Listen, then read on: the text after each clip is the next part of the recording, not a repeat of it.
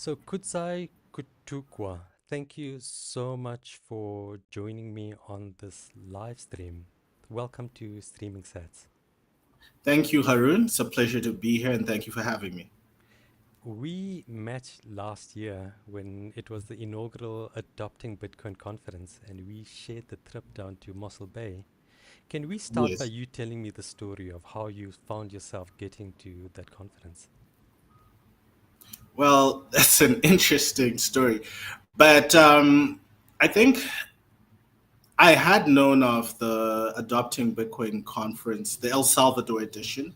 I had sort of come across it obviously online. And of course, I managed to catch a few. I think I'm not too sure if it was 2022 when they had the first one or sometime there, but that's when I became acquainted with them and I watched the conference they had then. And the 23 edition Bitcoin Film Fest had a mini film festival that they had during the El Salvador edition. So, because I was already somewhat involved with Bitcoin Film Fest, that was also kind of how I came to see the second time running for the conference. And then that's kind of how I found out that they're holding an inaugural edition in Cape Town, South Africa, the in 2024. So this was, I think, sometime mid 2023, if I'm not mistaken. And I just was excited and I knew I had to be part of it somehow because there was content that I had created and particularly written content and things that I just felt I hadn't published anywhere else at that point, but these were ideas that I felt needed to be out there. So they had a call for speakers at the time on their website, and I just happened to register with a detailed write up of what it is that I wanted to speak about and talk about at the conference. And Bitcoin Film Fest ended up putting like a mini, once again, film festival during that inaugural conference. So I was kind of involved from those two fronts. That's kind of how I found myself at adopting Bitcoin 2024. So, by that time, it seems like you already had a body of work writing and talking about Bitcoin. Yes.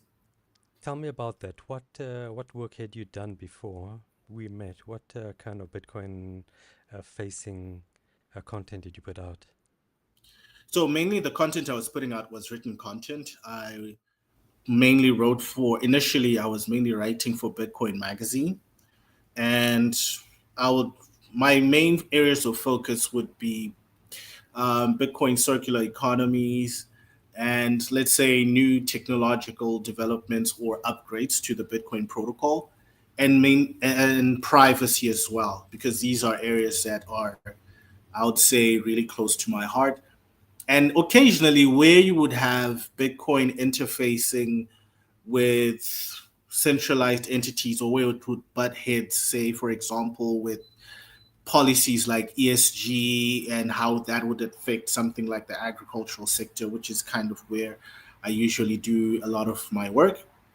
So there were areas where I would see the interlap and overflow of, let's say, Bitcoin related developments or Bitcoin related projects, and areas within those like circular economies, privacy, etc., which I felt needed to be put out there or at least explained in a different way than anything that I was saying.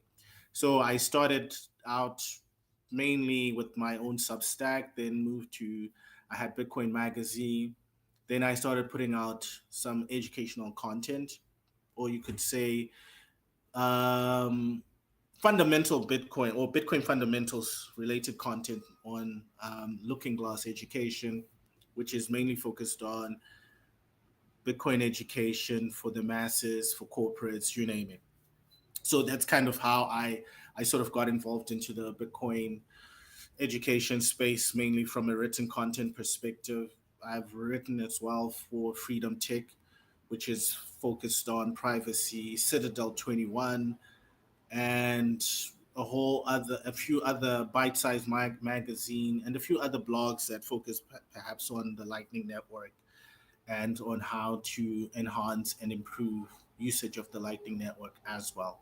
So it was mainly concentrated in and around those areas. Yeah. Okay, so can we go back to like the beginning? You Mm-hmm. sound like already like quite accomplished person in terms of like knowing, understanding, and communicating to other people. So how did you get Mm-hmm. involved in Bitcoin initially? Oh, that's an interesting story. Uh, I think I discovered Bitcoin around late 2012. Late 2012. That's when I came across the white paper. At the time, um, I was more of a gold bug because we had just come out. It was just this is like 4 years after 2008 had happened, and also because I grew up and was raised in in Zimbabwe, and Zimbabwe did go through kind of a hyperinflationary episode of its own. So that episode that I went through kind of woke me up to how monetary policy is very important and how it can make or break a country or an economy. Further to that, I when I then discovered the white paper, it immediately made sense.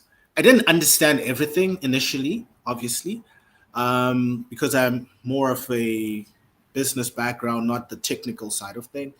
But obviously, I kept diving into it, rereading, and getting some more technically aligned or technically focused people to help me understand it. But when I did understand it, it took me a couple of months because at that time we didn't have a lot of Bitcoin educational content like we do today. There was no Bitcoin standard or anything like that. So it was just, for the most part, the Bitcoin white paper and maybe here and there some content from Andreas Antonopoulos. That was basically it, at least what I had access to at the time. So that was the majority of the stuff that I was consuming. And I already had been working on a fintech solution for crop insurance. But what I didn't realize at the time is the problem that I was facing or trying to solve on the crop insurance aspect of things was actually a centralization problem created by the fiat monetary system. So, mainly what you'd be thinking of doing when you're in the fintech sector is trying to create some sort of application layer or application based business that you can use to solve financial inclusion, which is what I was trying to do for small scale emerging farmers to get them a crop insurance solution that could work at their level that they could afford. A lot of the solutions that were available then were too expensive or just out of their reach. So I began to also see how broken the financial system was from that interaction on the ground and just trying to get that, product to work where we're trying to do it as an app-based crop insurance product and for that specific sector that I felt needed it the most. So when you pair these two things together, that Bitcoin knowledge as well as this exposure I was getting here from working with farmers and from trying to get like a fintech product to work, that's when it really clicked for me to actually say, my goodness, what we are dealing with is much bigger than what I had initially anticipated. So once again, I started to sort of shop, and by this time, we're now, let's say, 2016, 17, 18, thereabout. There is now more material out there that's Bitcoin focused, and that also was linking the Austrian economics perspective with how it all relates to the problem with the monetary system. So now I began to understand the full picture, where initially I was looking at it more as a technological issue. Now I could also see the monetary issue, the socioeconomic issue as well, and then kind of, seeing the fuller picture of it. And as I was also learning, I was encountering a lot of people that I felt needed the solution as much as I I did. And in trying to talk to them, more often than not, there was a disconnect in if you meet somebody who's more technically inclined, they might understand the technical aspects, but not so much the economical aspects, and vice versa.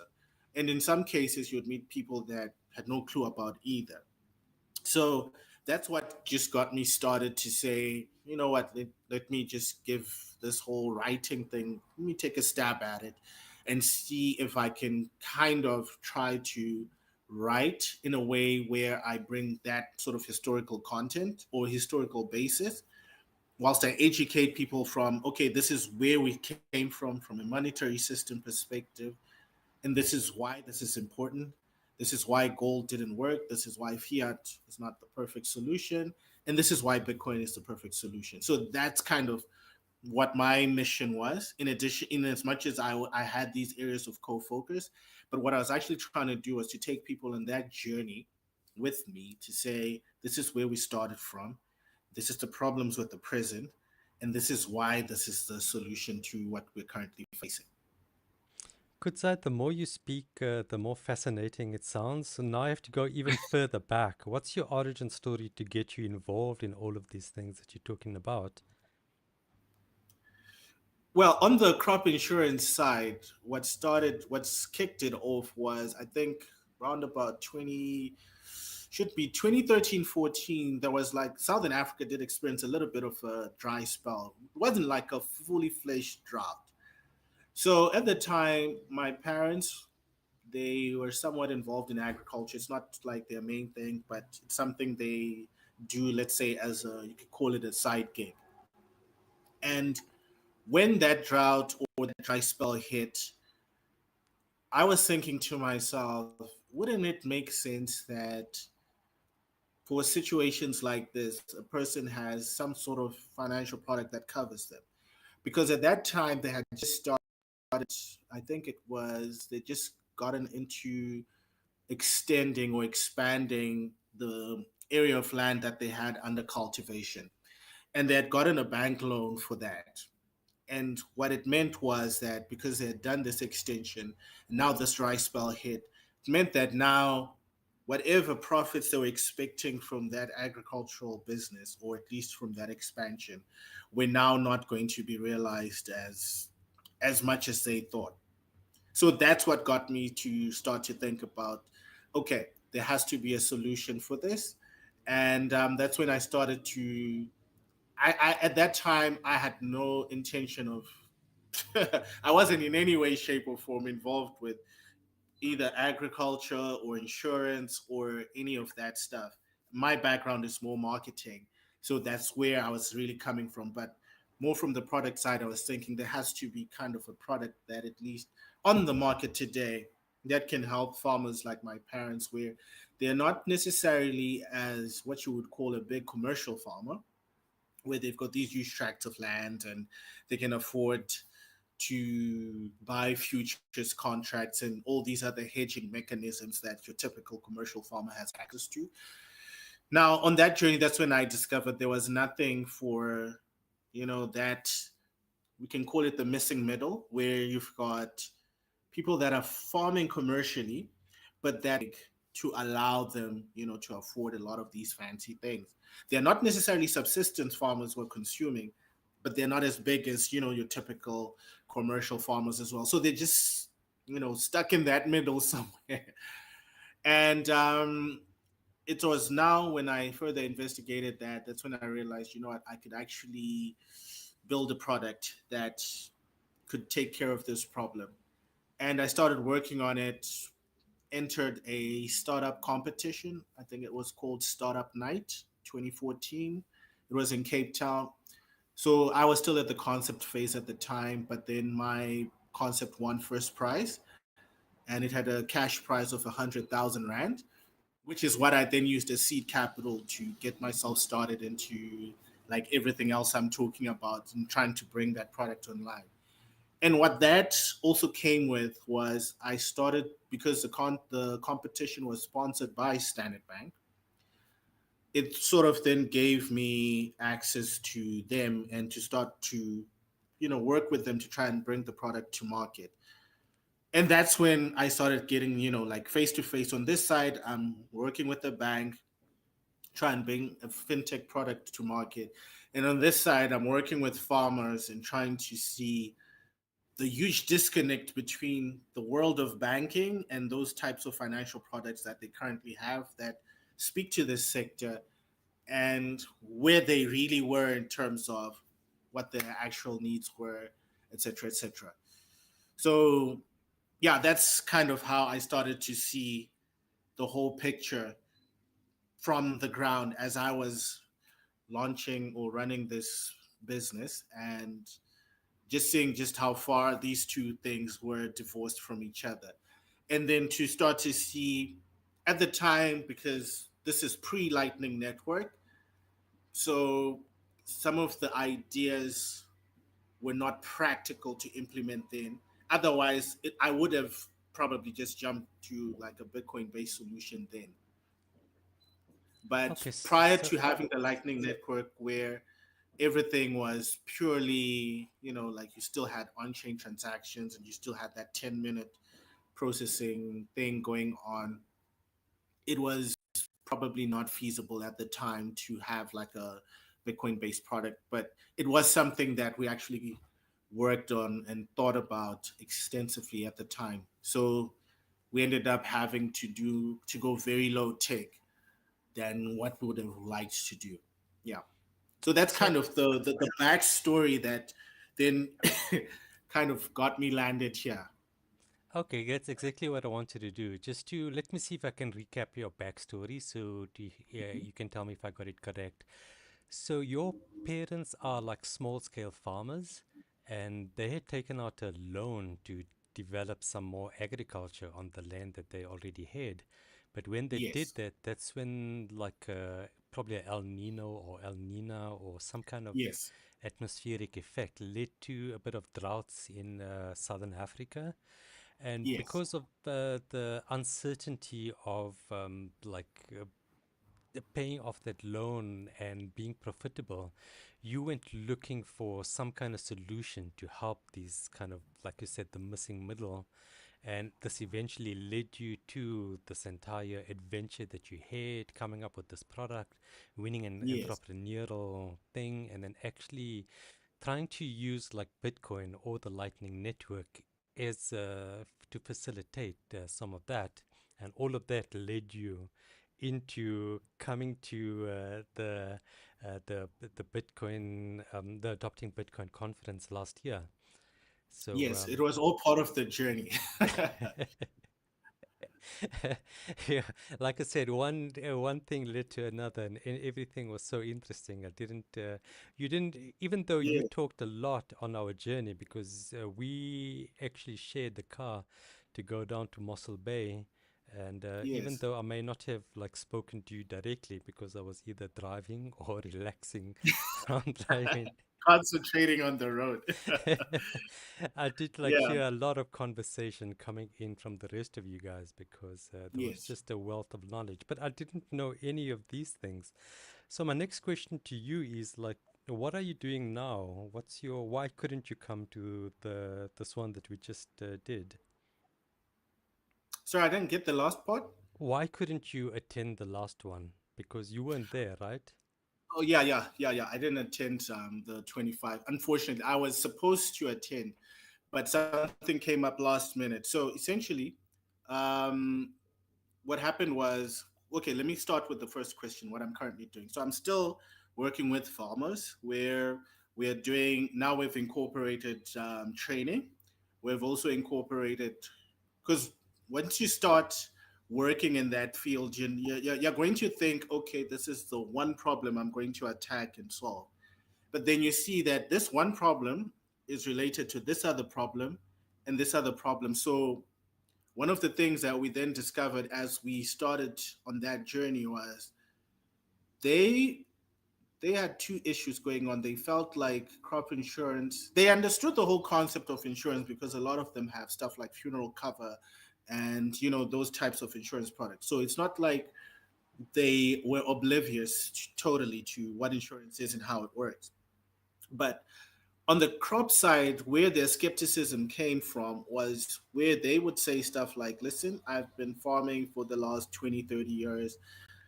And I've never had any of these fancy financial products. And whenever there would be a drought, we would just take it head on, bite it on the chin, whatever happens, happens.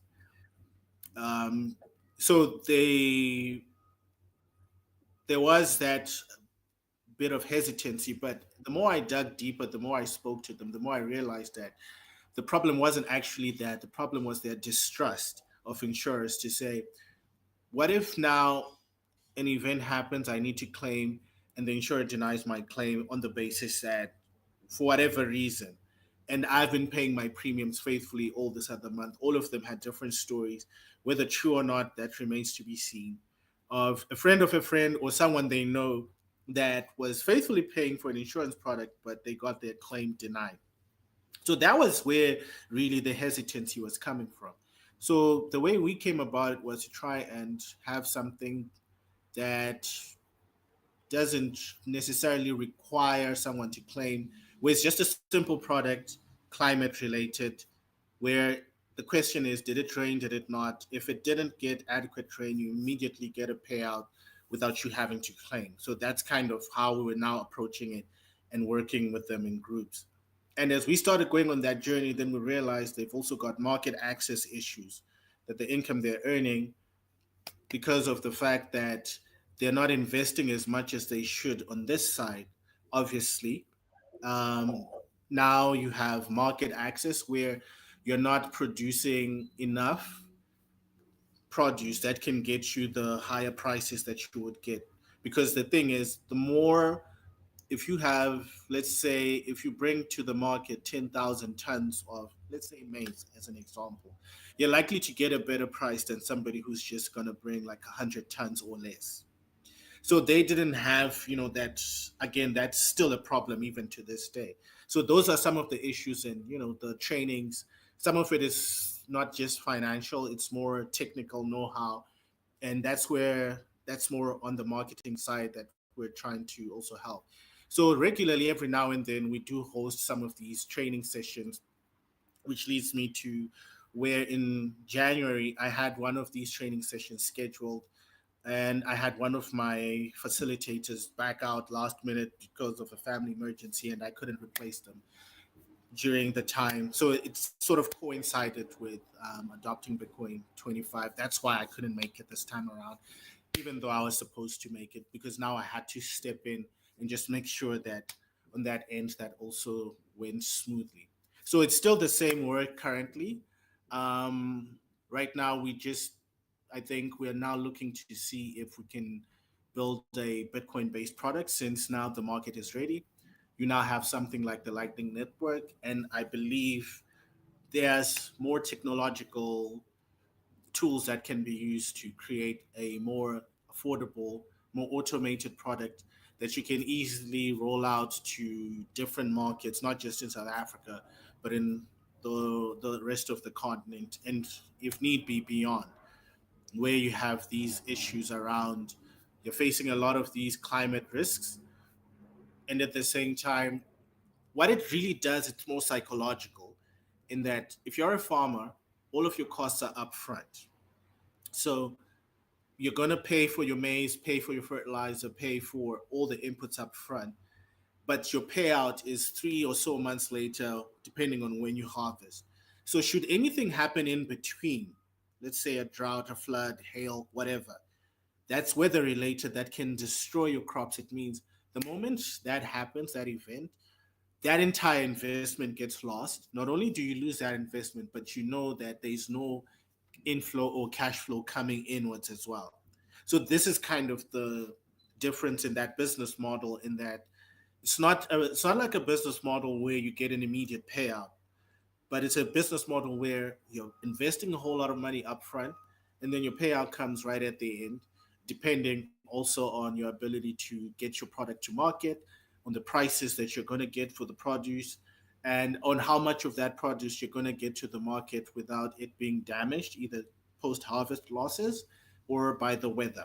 So it's a very risky business. Essentially, that's the point I'm trying to make. And to actually get into it without some sort of insurance, it means that what you're going to do, especially if you're a small scale or if you're still starting out, it will limit the amount of money that you're going to invest. That's one. Two, most banks currently will not give you meaningful loans if you are not insured, because I'm talking production loans. Because what my parents actually did is when they took out a loan, it was a personal loan, but it wasn't an agricultural production loan in the same way that a commercial farmer, or like you would get a commercial business loan. So if you don't have some sort of insurance, chances of you getting a production loan are next to nil. And if you're not in a position or in a place where you can get, let's say, some sort of personal loan, that also limits the extent to which you can expand your farming business and your farming capacity. So this is how all of these little pieces are linked into why this problem was really, or why it's a very essential problem to solve in terms of once it's solved, how much it can unlock. But at the same time, in addition to solving that problem, you also want to solve the other issues which deal with how much money the farmer makes, and that now where the market access, the education, and so on. Mr. Kudzai Kutukwa, are you still there? Mm, I think we've lost Kudzai. It happened the last time, and I had to wait for him for a little bit. Um, yeah, it is a problem, I know. I'm so sorry about that. But yeah, it definitely is a connection issue on Kudzai's part. He, when we were trying to set up, I actually posted on um, my, I posted on my Noster on Primal that we're having some trouble connecting with Kudzai, and I think that's exactly what happened. I don't know if I should wait. It's already like an hour into. We didn't speak for long, as you can see. So much interesting things he was saying. Let me just have a look.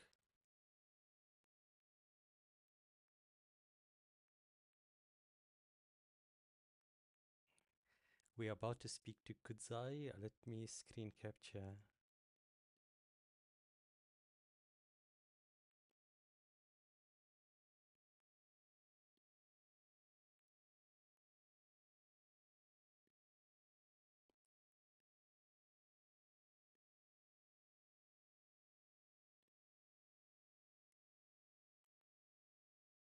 So this is my primal. I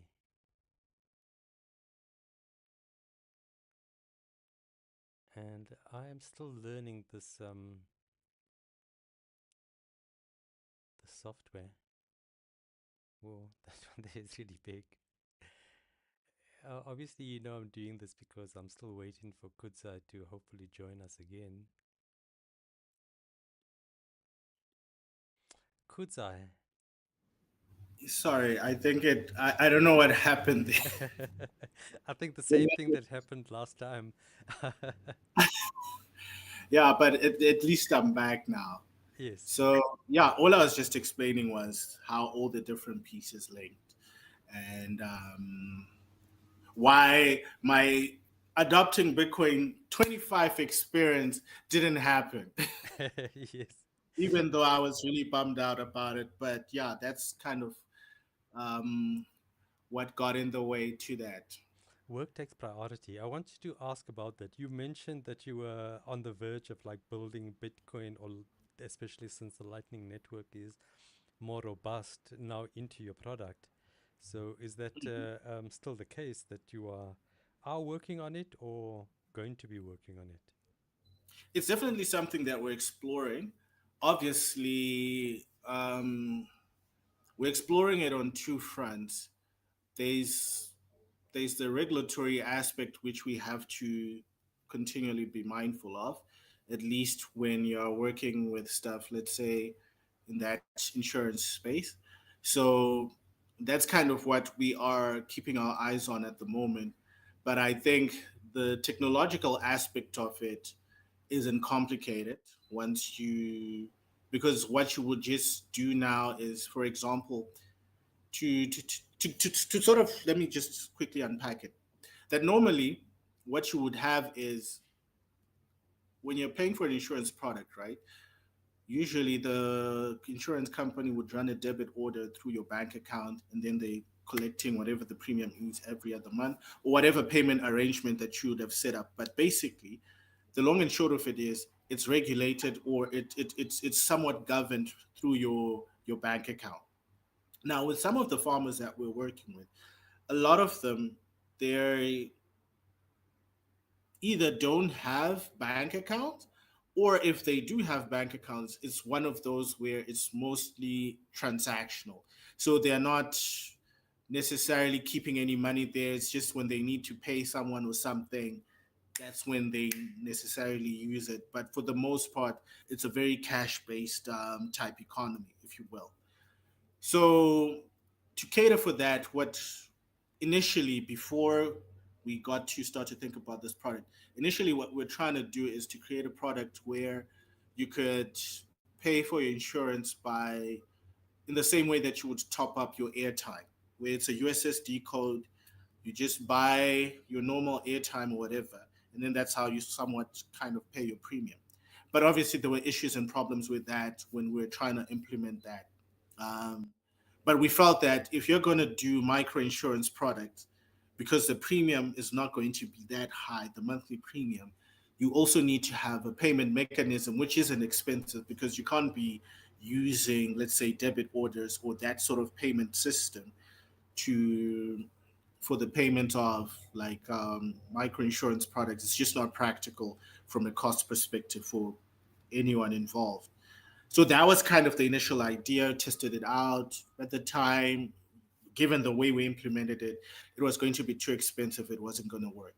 So it's things like that where now, when you have the Lightning Network, that's an immediate use case and something that, a problem that can be immediately addressed in terms of like, how do you pay your premium and how do you pay out claims, because the premiums are small, the payouts are also not that large. So once again, managing those financial, or let me say transactional costs and financially related costs associated with that, it's much easier and much more efficient when you have a solution like the Lightning Network. But trying to build that pre Lightning Network, yeah, it was a bit of an issue. So just to sort of give you like a quick overview or an example, that's how, that's one way in which implementing the Lightning Network could actually help in terms of onboarding and building a product that could help, from an insurance perspective.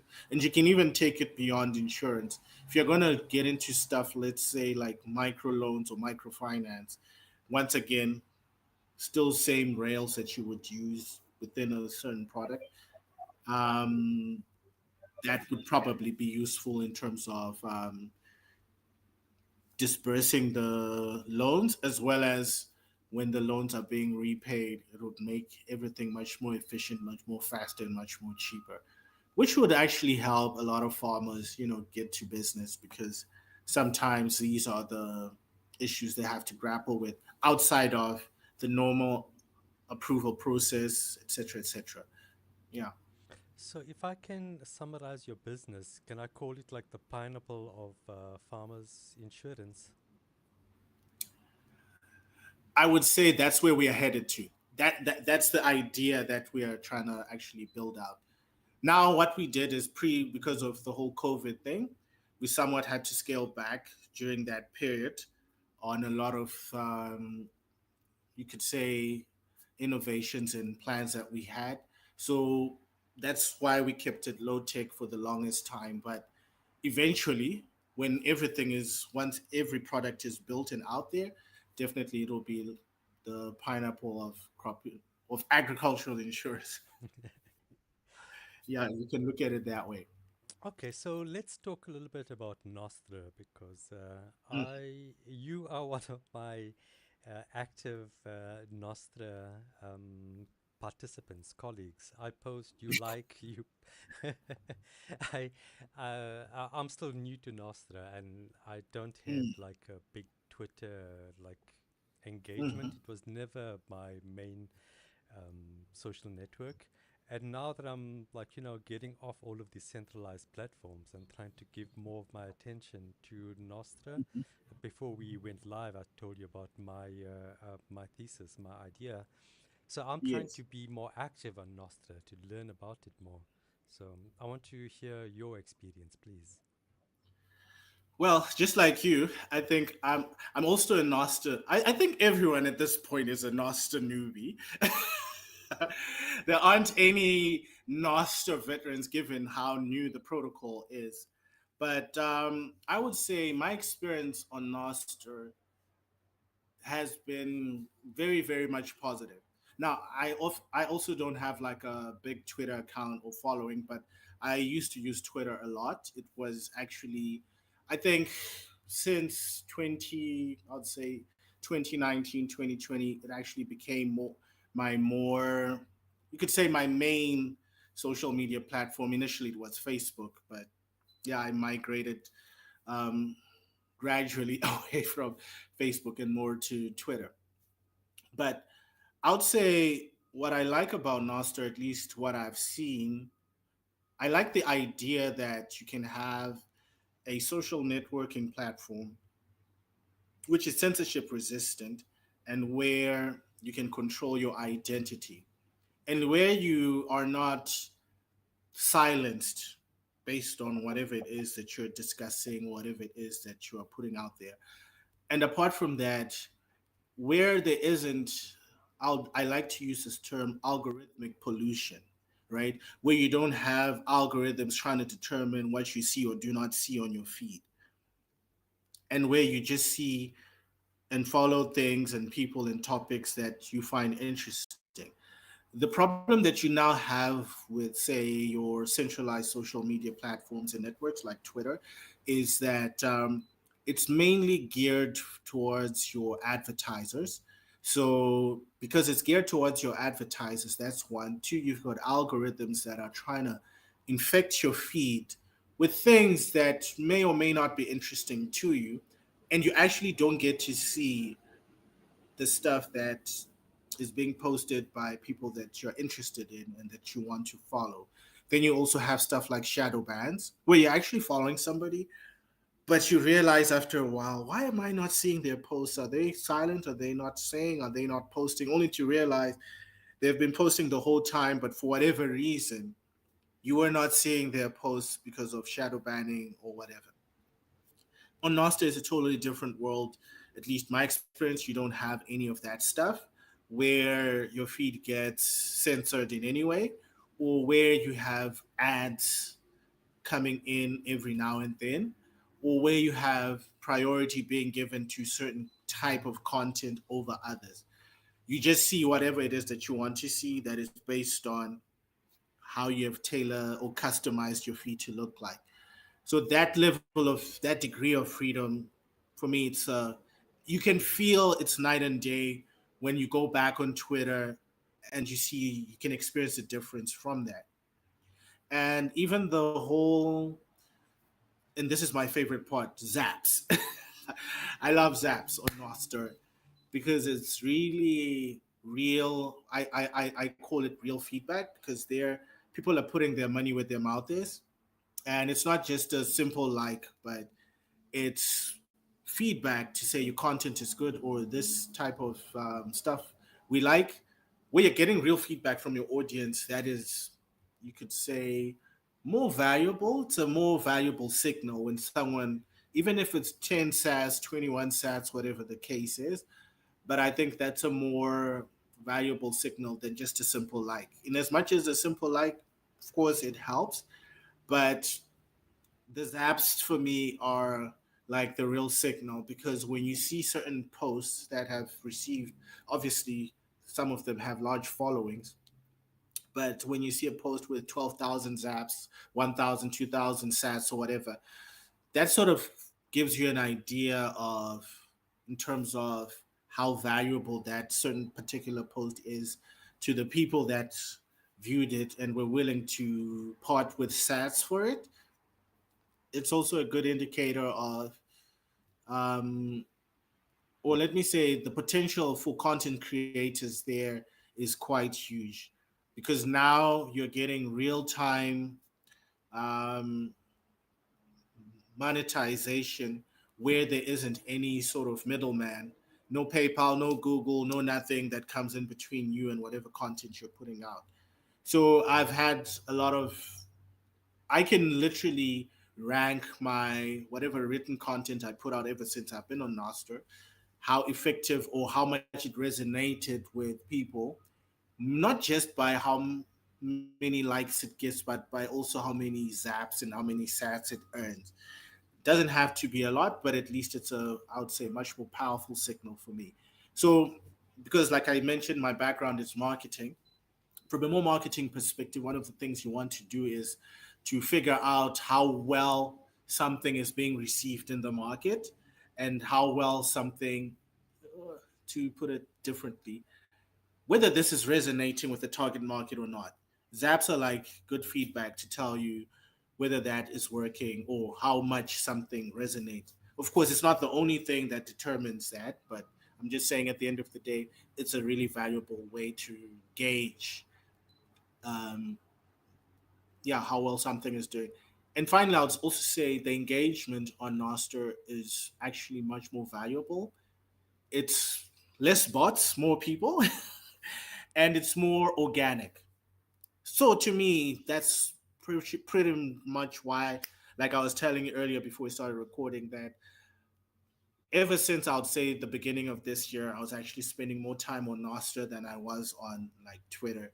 In as much as my following, not to let me say it like this, in as much as you have fewer people that are on Nostra, and that also accounts to whether people you follow or that follow you, and because a lot of the people are still on centralized platform, at least in my social circles.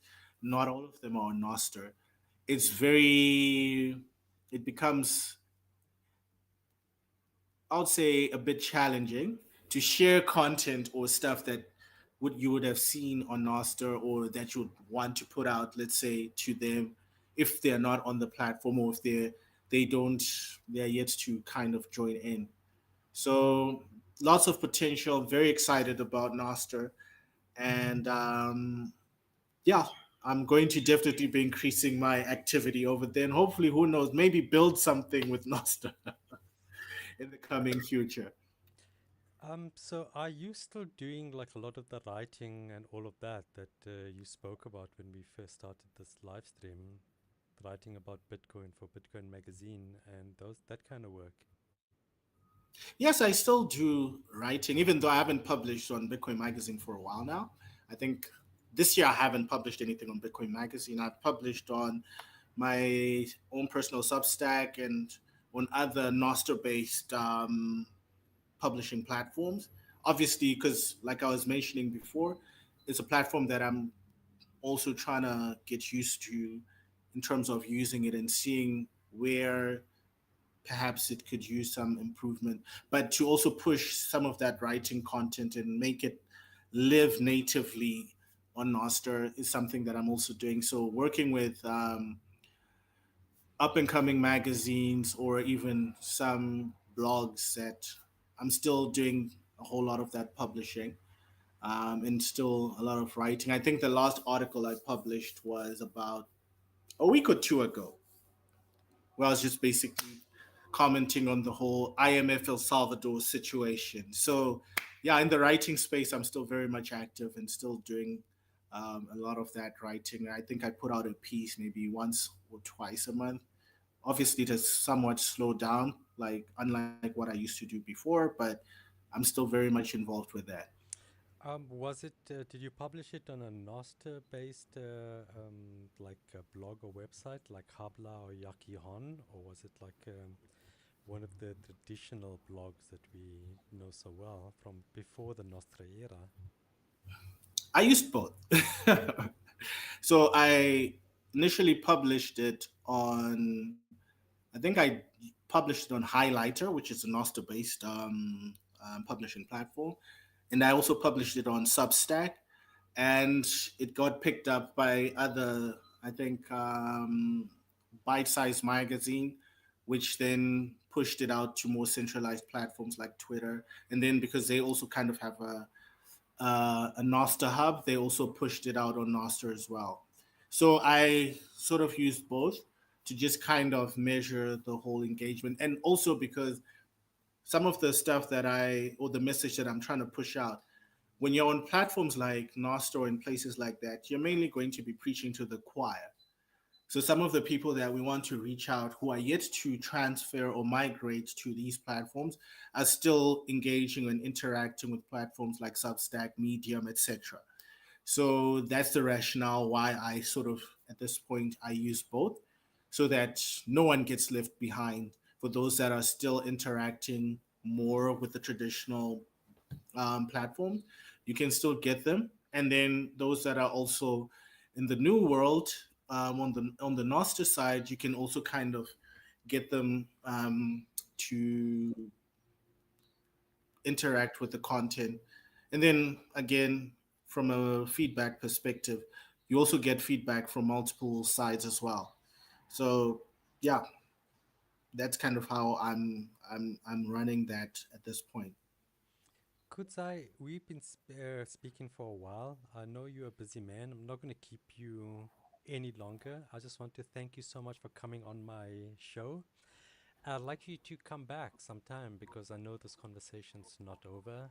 I can tell Definitely. you are a man that has a lot to share, and I would love to pick your brain some more at another time. I would love to. I'll be willing to come back anytime. And thank you very much for this interesting and interactive discussion. I thoroughly enjoyed it myself. Thank you so much, Kudzai. We shall speak again.